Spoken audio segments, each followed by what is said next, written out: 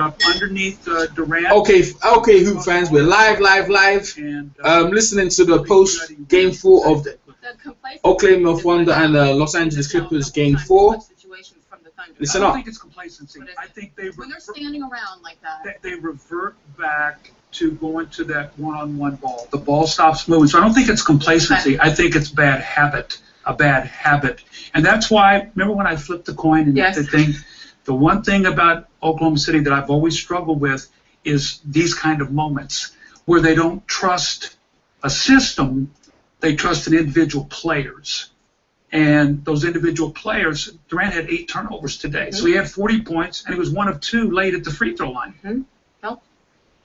Well, these guys took most of my points, but these, no, I'm kidding. That was OKC at its best and OKC at its worst. For 42 minutes, they were great. And then, you know, we've seen it before. We've seen that play. What's that line about Lincoln play? I've been through this play before. I can't remember.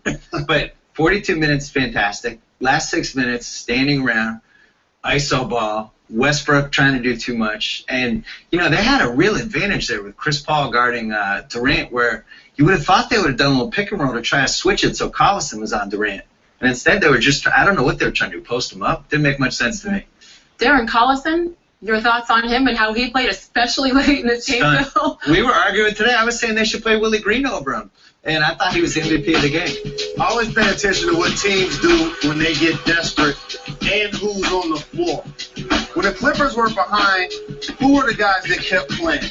Jamal Crawford stood out to me, taking shots, making shots, going one-on-one, keeping them in the game. And this is here, early fourth quarter, Thunder up 14 points, and that's when things started to change. They get the rebound and the layup here by Blake Griffin, so they're within 3.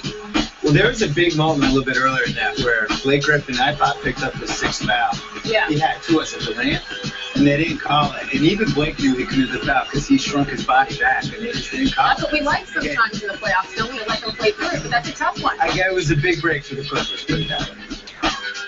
So 94-91 here with just under 2 minutes to go. And again, a chippy physical game the entire time. But we continue here. How about this? They were 2 for 20 from 3 before Crawford made that 3 for 21. We got to talk about Chris Paul, too. He played 23 minutes in the first half. Guards Kevin Durant in the second half. All the minutes that he's played, he's the emotional leader of this team. All the stuff they're going off the court with the Sterling stuff, and he just kept stepping up. And also what happens when you have 2 great players, 4 of the top 10 players in our league, Kevin Durant and Russell Westbrook are going to take it upon themselves to dominate their matchup. When Serge Ibaka only gets 5 shots, you need him to be more aggressive. Good look there by Westbrook at the end, and then we took up enough fouls in the last 30 seconds. Well, they got lucky because there was no timeouts. It was like a 3-point differential. You got a foul, right? Yeah, but the Clippers shot the ball too quickly. Right, they made a mistake too. They made the mistake. Yeah. They shot the ball too quickly. But Oklahoma City made a mistake not fouling. You know, one of the things that happened in the game that I think helped the Clippers that initially looked like a negative, when Blake Griffin picked up his 5th foul, he got to rest. Yeah. And he was fresher in the 4th quarter because Doc Rivers could not take he and Chris Paul out of the game. He took Chris Paul out at the 1:23 mark of the 3rd quarter. That big 3 by Reggie Jackson at the end put him up 12. Blake Griffin got some rest. So just that little rest, I think, made them the fresher team coming down the stretch. And you said at the time this might be a blessing in disguise, and sure enough it was. So you're Scotty Brooks. You had a 16-point lead in the 4th quarter. Now, instead of being up 3-1 with a chance to close out at home in 2 days, series is tied. What are you telling your team? We got the home court. We've got to go home and win Game 5. But you know what they're going to have to sort out? Anytime they have games like this, the noise comes back about who they are, how they finish games. Can Westbrook and Durant play together at the end of the game? It's what always happens. It's always from the penthouse to the outhouse with this team. There's never any middle ground, Sage. 40 points off the bench for the Clippers. We talked a lot about the depth of OKC. Jamal Crawford and Collison, 18 each. Collison, let's hit again. Darren Collison, 12 points in the 4th quarter, and his speed helped change the game. Because a lot of times there's a broken play, somebody deflects a rebound. When you can get it to that guy on a run out and he can finish at the hoop, That puts pressure on the defense. We were standing there in the runway, and Jalen, like 4 minutes left, pointed out they had Danny Granger out there, they had Darren Collison out there. These were 2 guys that were available for anybody last summer. This was like basically their game 7. I keep looking at this Oklahoma State. I think they're the most talented team. But we've seen this before. Like we saw this with Drexler's Blazers in the early 1990s, where they had the most talent, but they could never put it together in the right time, and then all of a sudden their window closed. Oklahoma City, if they somehow blow this year, for the 3rd straight year, basically, where they're right there, and you never know when that window's closing. Sometimes when you have great individual talent, it becomes a little bit of a curse from the standpoint of when things get tough, here, go get it for us. Right. And that's the difference in the Spurs. Their system creates shots. Now, you're going to get Tony Parker. He's going to push the ball. They're going to do it. But for the most part, you have to guard them side to side, pick and rolls, ball going into the post and everything.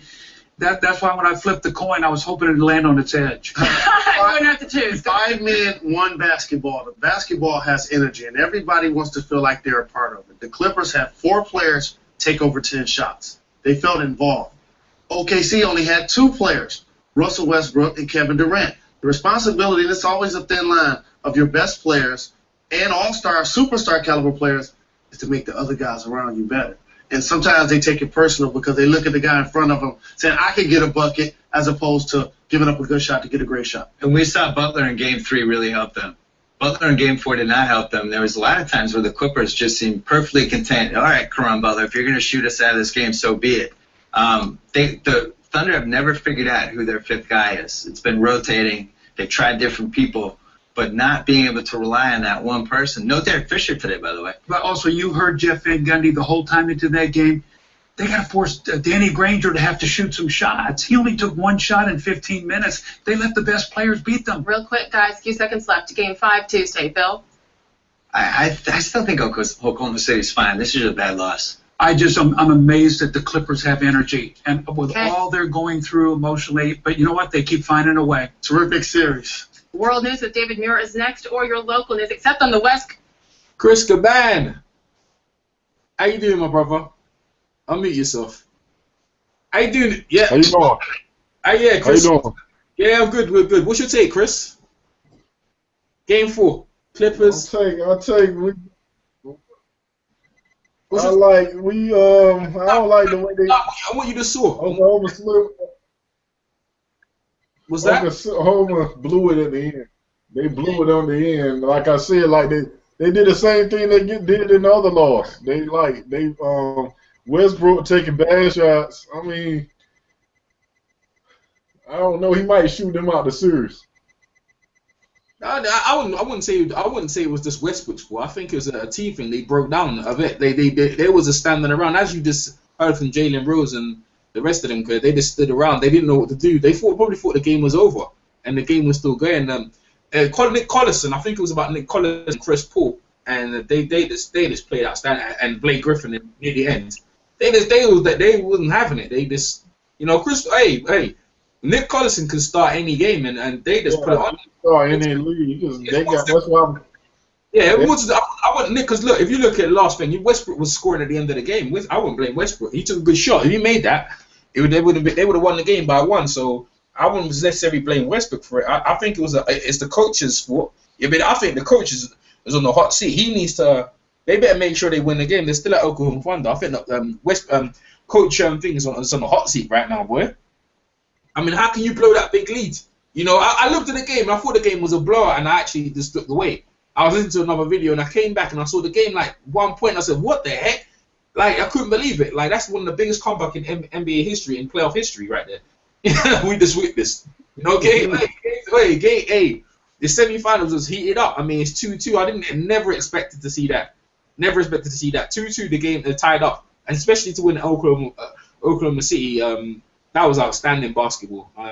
If you're a Hoop fan, that was breathtaking, boy.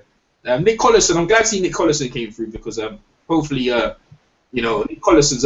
Listen, they've got some players on the Clippers bench here. They could start, boy. They got some. The Indiana Pacers looking good too. Pardon? The Indiana Pacers. The Clippers. The thing about the Clippers, though, Jared, they bench can start. They bench can start on it if they. They got bench. They bench can start. That's what I'm saying. They got Darren Granger and they got Nick Collison. They got some starting player. They got Coran Butler as well. They've got some players on there. Like, we're gonna talk about the Washington Wizards and the Pacers in a minute. But how you think the mindset of the Thunder are thinking? I mean, obviously, like Durant's emotional speech is carried through, but right now, boy, they could have finished that game. Chris Paul and the Clippers they're feisty, man. I think that stuff that the Clippers going through made them a stronger team. Yeah. I mean, the series is tied up, and it's back to game. Okay, so we're gonna move on to tonight's game, which is the Washington Wizards versus the Indiana Pacers. Chris, we'll tell the people what's your take on that, bro. I think the Pacers got their mojo back. I think we're gonna win this game. I think they got their mojo back. Hilbert is hitting. Hilbert is scoring on the inside. If Hilbert scores on the inside, there's nothing the Wizards can do. Yeah, that's right. I mean, listen, man. Roy Hibbert, like when Roy Hibbert plays good, you know, it's a very downhill. I mean, the Washington Wizards, you can play small ball for a bit, yeah, but when you end the day in the playoffs, it's all about the big man inside. And when Roy Hibbert starts doing his thing inside, bro, it's not funny. You know what I'm saying? You know what I'm saying? Roy Hibbert is a serious. It's like they woke the sleeping giant, you know, and he's playing some good ball, man. Like he's scoring 20 around 20 points and the rebounds as well. You know, he's playing outstanding ball, man. John Wall is playing it out of his skin, but he hasn't got enough components, big men inside. And Nene's playing pretty good, and Gorotov playing alright as well. But I think they're reading the pick and roll, and it's hard for the Washington to adjust to Roy Hibbert. You can't. I mean, how do you adjust to a big 7-footer who can play the way he does? He's a big man too. He's a dominant big man.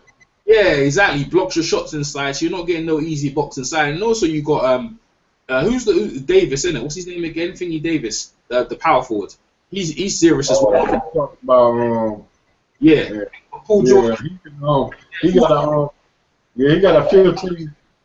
He got a 15 range foot jumper. He can score on the inside and outside, so he's a double threat. Yeah. I mean, him and Nene kind of cancelling him out, but I don't. The X Factor and Paul as well, but they ain't got Roy Hibbert. Is like when he wakes up, when that guy's woken up, like he's like in the game 1 and 2, he's like he was asleep or something. But when he wakes up, it's over. And so how you see this series? I mean, I did pick picked Washington just to go a bit, but like I gotta be honest with you, man. I can't see how they're gonna get past Indiana tonight. And Indiana, like you can see why they're ranked number 1. Let me have a look at on the score chart so let everyone know where the chart is. It's good to have Chris over. We ain't seen Chris for a while. He's been a busy guy, but it's all right. It's good to have him over. Okay, so everyone look on the score chart as we can see where the standings are on the brackets. We can see Indiana are 2 up, and this game is another game. So this is in Washington. I think we're playing at Washington. So the game's gonna start in about 30 minutes. It's gonna start actually. I think the game's gonna start at 1 actually today. Not too sure. I think it starts at 1. But I'm in the UK. I'm in the UK. Different times for Chris. So Chris, I think you're talking about David West. That's there you go, David West. That's it, David West, not David. David West, yeah, he played good ball. I think Lance Stevenson need to have a good game today. Yeah, Bill as well. I think Bill as well, man. Listen, man, it's really great players, man, on both sides. But the X factor is, his thing, innit? Roy Hibbert, like it's long. You can't do nothing with Roy Hibbert. If Roy Hibbert was in the game, and this is what I'm saying about on the Heat series. Talking about the Heat series, they lost the game to Brooklyn yesterday as well. It's a surprise game, I was shocked about that. Like I didn't expect to have Brooklyn win a game, but they did. They beat the Heat, man. They beat the Heat streak, They upset the Heat streak, but it's been interesting series. San Antonio doing what they're doing, but tonight I reckon. You always have problems playing Brooklyn, though. Nah, not really. You heard me, Jerry? Yeah. In the regular season they did. Nah, but we're talking. They swept them. Brooklyn swept them in the regular season. They didn't win the game. It's a new season, and the way the Miami playing now it's a different thing, isn't it? You know what I mean? It's a whole different series in my opinion. You know what I'm saying? I feel like they're playing the Miami Heat when they lost. Yeah, like I was just surprised. They really, and the thing is, they didn't just lose close game. They got blown up. They got blown up. They got blown up, man. They got blown up in that game. You know, so okay, so my take, obviously, like the Washington Wizards, they got no excuses. They're playing well, but I think the Pacers are gonna win the game. So that's my take and that, and Chris's take. So we're gonna catch you guys tomorrow. Thanks for tuning in. Leave your comments underneath, and me and Chris will catch you later. Peace. Yeah.